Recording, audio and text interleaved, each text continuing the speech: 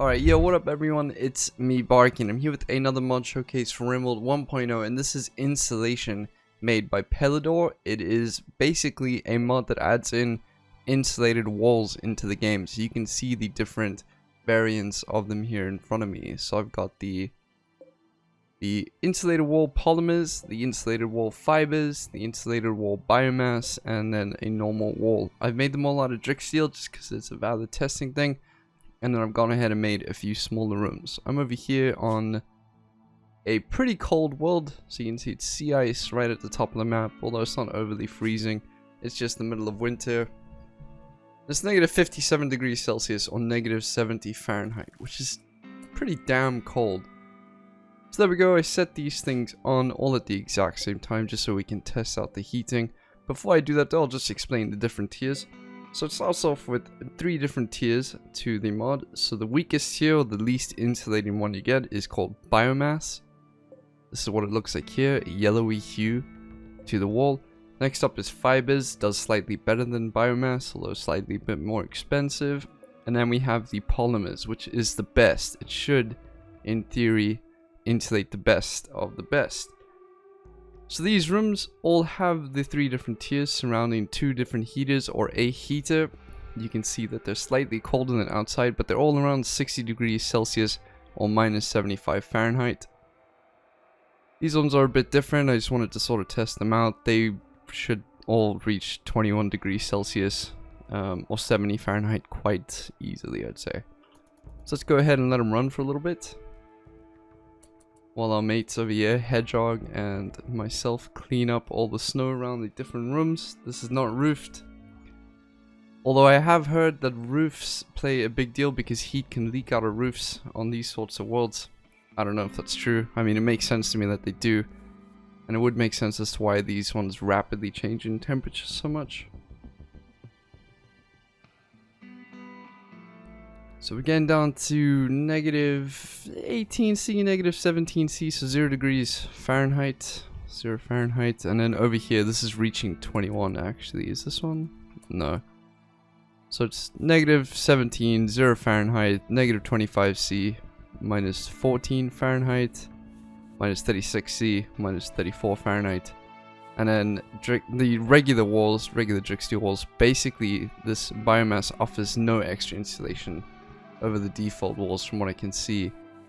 And over here, yeah, exactly the same situation. So it's almost 21, about 19°C over here, 66 Fahrenheit. 102°C here, 36 Fahrenheit, minus 16, 5 Fahrenheit. And then over here, it's even doing better actually. They're both exactly the same. Let's compare these ones. They're all reaching 21°C there, so let's go ahead and add in a bit of a curveball and throw in a couple cold snaps. Always fun to try and freeze the world. That should do the trick. So it's minus 57°C outside or minus 71°F. Let's see how far it goes.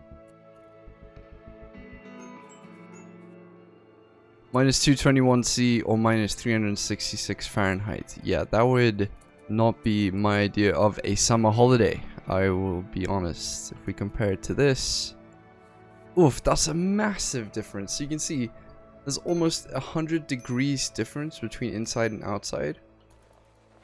So it's currently sitting at 149 and outside is 229. It's crazy. And it's 175 here, so difference of about 30 degrees. 25 is closing in. Actually, it's closer to 20. This is getting colder and colder as time goes on. That's a bit scary. Yeah, so it's hovering around 15-20 degrees difference.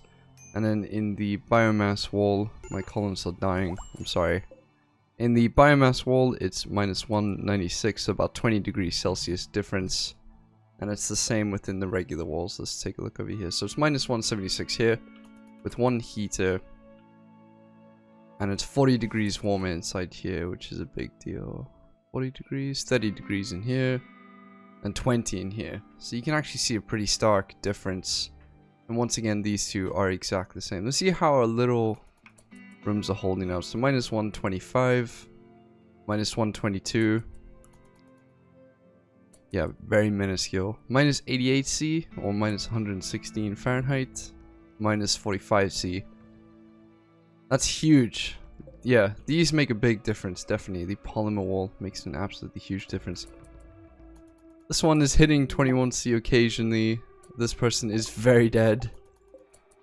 What sort of clothes could you possibly be wearing to, no, you are dead. There's no hope for you, I'm sorry. Yes, this hovers around 21C, this doesn't hit it.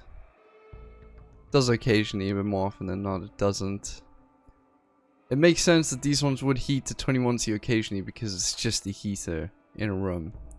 That's it. Anyways, I'll show you how to make it. So as I said, there's 3 different tiers, so 3 different ways to make it. The initial tier is called the Biomass insulation slab. So you go ahead and make that. It takes 25 hay. Or if you want to make it in bulk, 125 hay. And then you can put it into the walls. I'll show you how to do that now. Then you get the fiber insulation slab, so you can make this out of any fur or wool, etc. So you can make it out of leathers that you find and things like that. And if you want to make it in bulk, it takes 25 ingredients normally,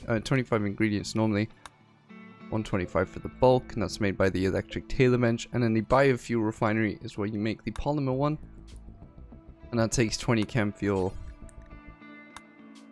and 100 chem fuel in bulk, which is pretty decent, I'd say. It's actually not that bad.